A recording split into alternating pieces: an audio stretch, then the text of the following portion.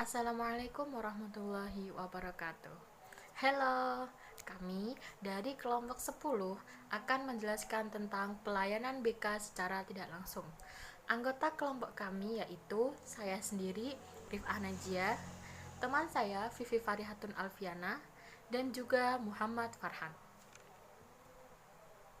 Di sini kami akan menjelaskan tentang apa itu pelayanan BK secara tidak langsung dan apa bentuk-bentuk pelayanan BK secara tidak langsung. Pelayanan BK secara tidak langsung sendiri ada 3, yaitu papan bimbingan, leaflet, dan e-counseling.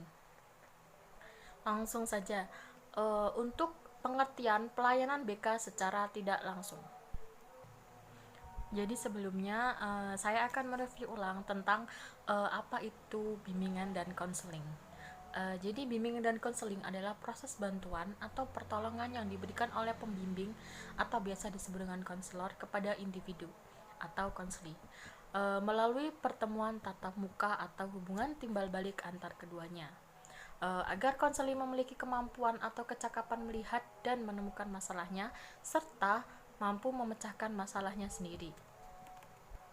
Dan untuk konsultasi sendiri merupakan salah satu layanan penting yang disediakan oleh guru BK atau konselor yang membutuhkan kolaborasi yang kompeten dan efektif. Untuk konsultasi sendiri adalah kemitraan kolaboratif di mana guru BK bekerja dengan orang tua, guru, karyawan, psikolog sekolah, pekerja sosial, atau lainnya dalam merencanakan dan mengimplementasikan berbagai strategi untuk membantu para siswa mendapatkan kesuksesan dalam pendidikan. Dalam konsultasi sendiri ada 2, yaitu konsultasi secara langsung dan konsultasi secara tidak langsung. Di sini saya akan menjelaskan tentang konsultasi BK secara tidak langsung. Jadi, untuk pengertian dari layanan bimbingan dan konseling secara tidak langsung adalah layanan untuk memenuhi kebutuhan siswa sebagai hasil interaksi antara konselor sekolah dengan yang lainnya, sehingga bentuk layanannya tidak langsung ditujukan kepada siswa dan dapat dilakukan melalui layanan pengembangan media. Dan layanan tidak langsung dalam kegiatan bimbingan dan konseling meliputi pengembangan media yang statusnya sangat mendukung keberhasilan dalam pelaksanaan layanan bimbingan dan konseling. Untuk pengembangan media dalam kegiatan bimbingan konseling mempunyai dampak yang sangat signifikan terhadap gerakan literasi sekolah. Jadi literasi sekolah dalam konteks ini dimaknai sebagai kemampuan untuk mengakses, memahami, dan menggunakan sesuatu secara cerdas melalui berbagai aktivitas seperti membaca, menulis, menyimak, ataupun berbicara. Oke, kita langsung saja menuju media yang pertama dalam bimbingan konseling secara tidak langsung. Yang pertama yaitu menggunakan papan bimbingan. Oke, langsung saja yang pertama. Apa sih itu papan bimbingan? Jadi, papan bimbingan adalah papan khusus yang digunakan untuk memaparkan materi-materi bimbingan dan juga konseling, yang di dalamnya bisa berisi artikel, gambar, bagan, atau bahkan berisikan poster. Misal, dalam papan bimbingan tersebut memuat berbagai informasi mengenai perguruan tinggi, informasi tentang penjuruan, ataupun informasi-informasi lainnya. Pada umumnya, papan bimbingan sendiri itu terbuat dari triplek ataupun styrofoam, atau juga bisa berupa whiteboard. Dan papan bimbingan sendiri itu termasuk media yang berbentuk visual. Tampilan yang ada tidak hanya gambar, tapi juga banyak kalimat-kalimat yang mudah dipahami oleh siswa. Dan selanjutnya yaitu tentang fungsi papan bimbingan. Jadi, fungsi dari papan bimbingan sendiri adalah untuk memberikan berbagai informasi yang diperlukan oleh peserta didik yang berhubungan dengan layanan bimbingan, sehingga siswa dapat mengadakan pemahaman terhadap dirinya sendiri ataupun bisa memahami orang lain melalui informasi-informasi yang disajikan pada papan bimbingan. Dan yang terakhir yaitu tentang langkah-langkah papan bimbingan. Jadi dalam langkah-langkah membuat papan bimbingan sendiri itu, yang pertama, menyediakan papan bimbingan dan konseling yang representatif dan ditempatkan pada tempat yang strategis. Bisa di depan ruang guru, atau bisa di depan perpustakaan, atau bisa di sekitar lapangan. Dan yang kedua yaitu menyiapkan bahan informasi terkait tentang perkembangan pribadi, sosial, belajar, dan juga karir secara proporsional. Jadi dalam papan bimbingan tersebut, informasi yang dimuat bisa memuat informasi tentang apa saja sih jurusan yang biasanya ada di perguruan tinggi, atau perguruan tinggi mana yang sesuai dengan bakat minat masing-masing dari peserta didik. Dan yang ketiga yaitu kita bisa mendesain penataan tampilan yang menarik, dan juga hal tersebut bisa mendorong peserta didik untuk tertarik untuk membacanya. Dan yang keempat yaitu menyajikan informasi yang selalu diperbaharui, sejalan dengan terbitnya informasi baru atau adanya pembaharuan informasi, dilakukan minimal 2 minggu sekali. Karena dalam realitanya sendiri itu untuk papan bimbingan sendiri itu biasanya tidak pernah diganti. Jadi hal tersebut yang membuat siswa-siswa peserta didik itu kurang tertarik untuk mengakses papan bimbingan tersebut. Jadi papan bimbingan tersebut itu harus selalu diperbaharui agar peserta didik itu tertarik tentang informasi-informasi terbaru. Dan yang kelima yaitu menyediakan format yang dibutuhkan peserta didik konseling yang akan memuat tulisannya dan disajikan pada papan bimbingan konseling. Dan yang keenam, mengarsipkan dokumen informasi yang sudah dimuat pada papan bimbingan setiap 2 minggu sekali. Fungsi dari mengarsipkan informasi ini agar peserta didik yang telah tertinggal informasi atau belum mengakses informasi sebelumnya bisa mengakses melalui arsip-arsip yang biasanya diletakkan di perpustakaan atau di kantor guru BK. Dan yang terakhir yaitu menindaklanjuti dengan layanan langsung atas kebutuhan peserta didik yang terstimulasi oleh informasi yang disajikan pada papan bimbingan. Dengan begitu, guru dapat menyiapkan layanan atau kebutuhan peserta didik yang disajikan pada papan bimbingan. Jadi jika siswa telah mengakses papan bimbingan tersebut dan siswa membutuhkan konseling, guru BK itu mempunyai kewajiban untuk menindaklanjuti kebutuhan siswa tersebut. Terima kasih. Sekian dari saya. Penjelasan selanjutnya akan baik. Selanjutnya yaitu media pelayanan BK secara tidak langsung. Ada media yang biasa disebut dengan leaflet. Leaflet sendiri ini sering kita kenal dengan namanya yaitu brosur, yang merupakan media pelayanan BK berupa selembar kertas dengan desain dan tampilannya yang menarik. Nah, leaflet sendiri biasanya itu disebarkan pada khalayak ramai yang berisikan informasi mengenai suatu hal. Nah, media BK ini itu dapat berisikan informasi mengenai 4 bidang layanan seperti informasi pribadi, informasi sosial, karir, dan juga belajar. Waktu dan tempat dari informasi yang disampaikan juga dimuat dalam brosur tersebut.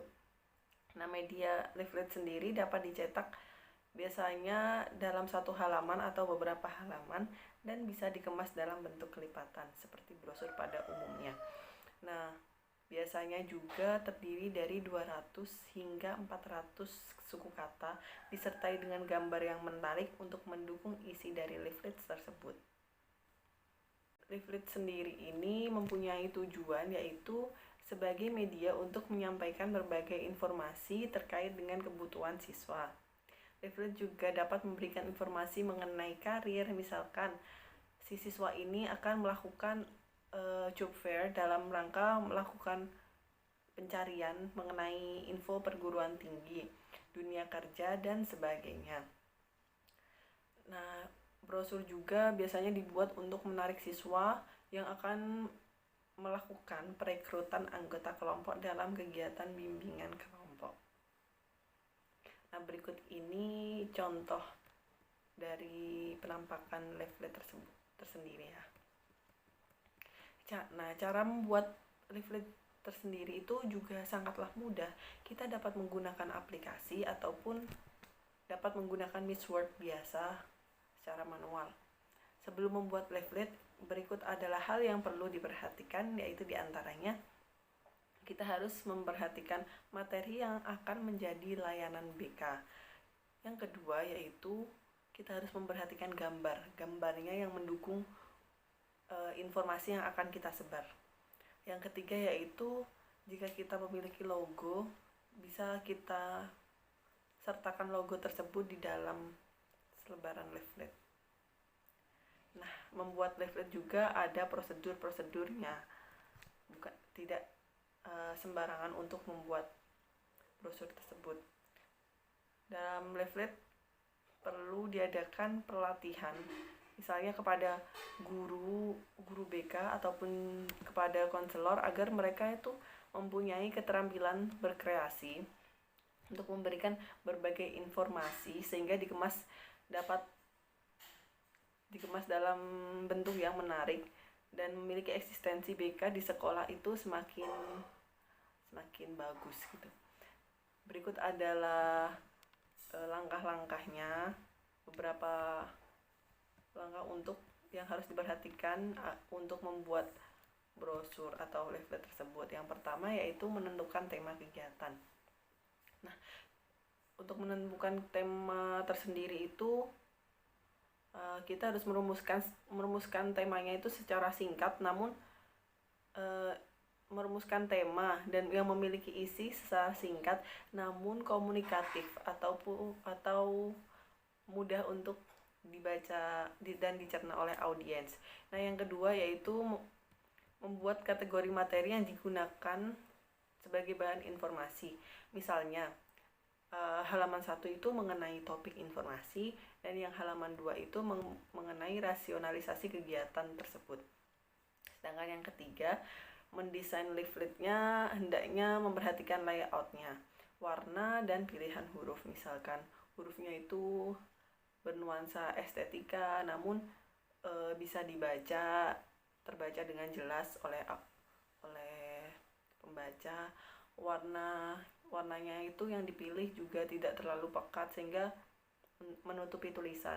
Jadi semua itu harus disesuaikan agar isi dan maksud dari tujuan yang ditulis dalam leaflet tersebut itu tersampaikan. Nah, yang keempat yaitu kita harus memperhatikan saat mencetak sehingga warnanya dipastikan bagus, tidak luntur atau menutupi tulisan tersebut. Nah, yang kelima yaitu pembagian leaflet itu harus memperhatikan sasaran informasi sehingga pesan tersebut dapat disampaikan. Jadi misalnya kita menunjukkan brosur tersebut untuk A tapi berisikan untuk A tapi kita nyebarin ke si B, jadi nanti akan terjadi salah pemahaman. Jadi harus sesuai agar pesan tersebut itu dapat tersampaikan. Sedangkan yang keenam yaitu melakukan evaluasi terkait pengaruh dan pemanfaatan leaflet dengan minat siswa dan memanfaatkan informasi yang ada. Jadi kita harus menggali informasi sebanyak-banyaknya untuk menyesuaikan isi dari leaflet tersebut. Sekian penjelasan dari saya. Media selanjutnya akan disampaikan oleh rekan saya. Baik, sekarang kita ke pelayanan bimbingan konseling secara online atau bisa disebut dengan e-konseling. Perkembangan teknologi semakin cepat dan menyebar luas, yang mana juga mempengaruhi kehidupan manusia. Begitu juga dengan penyelenggaraan proses konseling yang tidak hanya dilakukan dengan face to face dalam suatu ruangan tertutup, namun bisa dilakukan melalui format jarak jauh yang dibantu melalui teknologi informasi yang dikenal dengan istilah e-counseling. Istilah e-counseling sendiri berasal dari bahasa Inggris, yaitu e-counseling atau electronic counseling, yang mana secara singkat dapat diartikan sebagai proses penyelenggaraan konseling secara elektronik.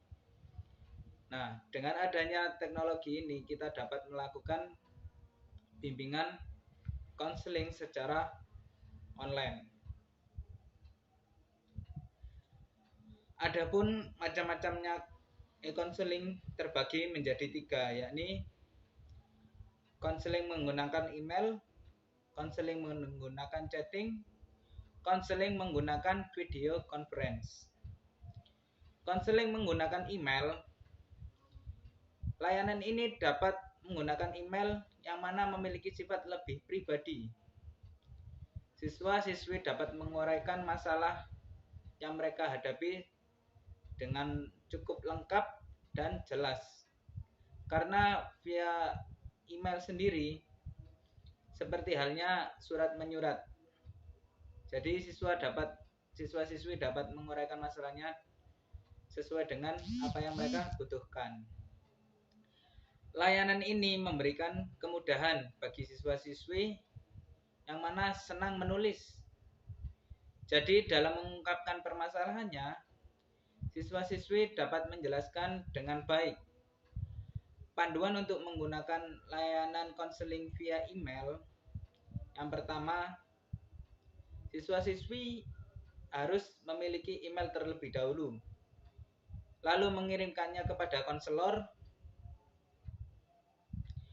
Konseling yang menggunakan via email ini merupakan suatu alternatif layanan yang dapat memberikan konselor untuk melakukan konsultasi. Tetapi tidak menutup kemungkinan konsultasi dapat dilanjutkan di sekolah yang mana menjadi kegiatan konseling itu sendiri.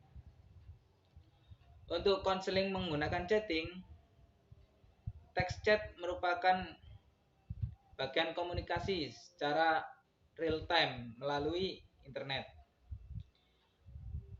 Layanan online mungkin akan menggunakan chatting di salah satu dua cara, yakni konselor online dapat chatting dengan klien melalui web-based chatroom atau melalui klien chat yang dipisahkan.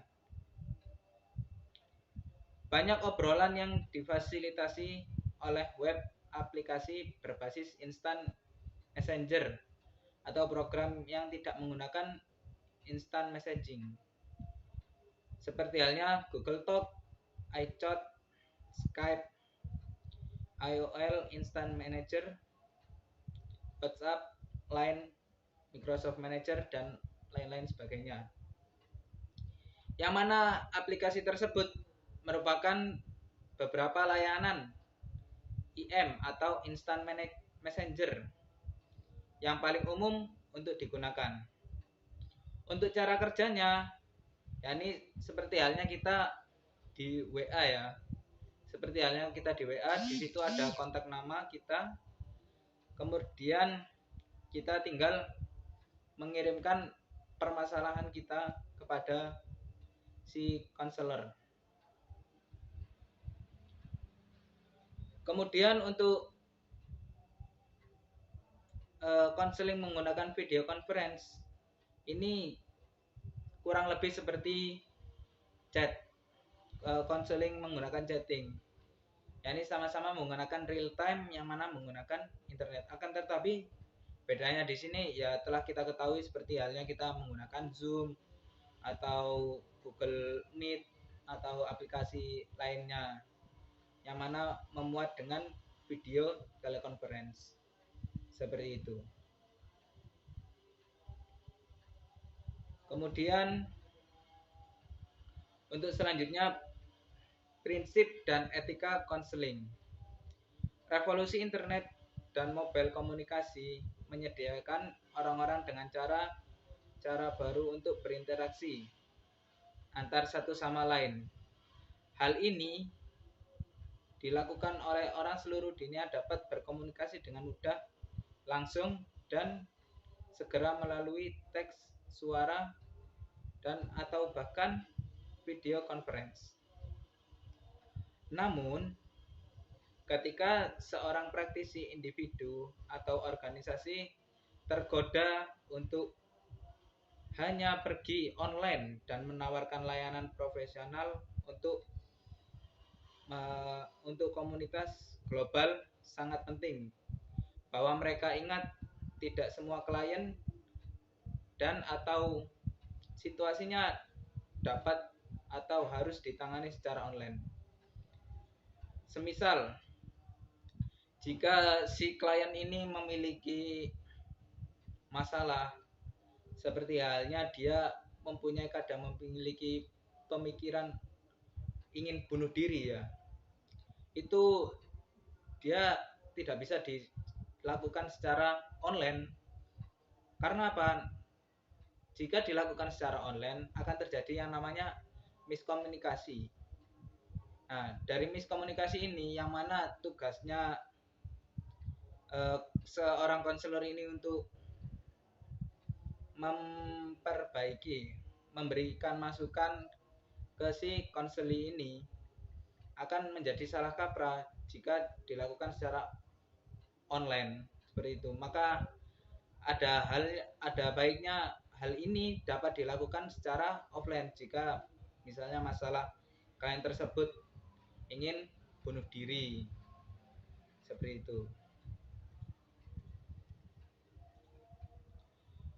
Kemudian seorang terapis yang bertanggung jawab harus memahami klien dalam perawatannya hanya jika satu, kedua belah pihak sepakat bahwa terapis berada dalam jarak geografis yang wajar dari klien dan dengan demikian dapat memberikan perawatan di kantor jika diperlukan. Yang kedua, kedua belah pihak menyepakati pengaturan rujukan untuk kasus-kasus sehingga perawatan di kantor diperlukan. Untuk itu, penting mengetahui identitas klien secara online dengan cara mendaftarkan email dan memulai berkomunikasi melalui e-identitas secara online. Mengubah diri yang tidak perlu menggunakan nama asli. Ada dua alasan utama seorang terapis mengetahui identitas klien secara online. Pertimbangan yang pertama adalah untuk keselamatan si klien ini.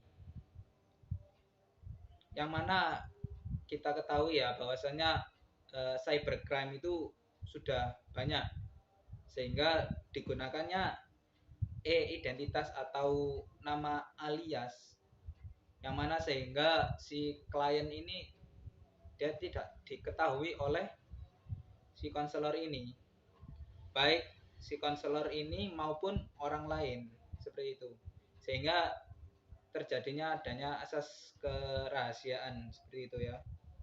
Kemudian yang kedua adalah untuk menghindari hubungan ganda.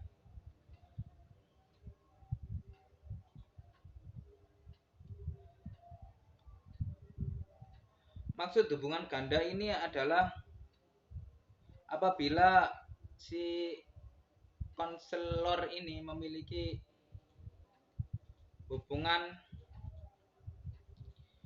dengan konseli, maka hal ini tidak bisa etis ya, tidak dikatakan tidak etis. Karena yaitu jika ada hubungan maka dikhawatirkan jika si konselor ini memberikan masukan kepada si konseli ini, maka mereka akan adanya secara kontak secara emosional seperti itu. Baik, untuk itu kurang lebihnya mohon maaf. Kami selaku presentator hari ini mengucapkan terima kasih atas perhatiannya. Jika ada pertanyaan, monggo silakan ditanyakan di grup. Terima kasih. Sekian. Assalamualaikum warahmatullahi wabarakatuh.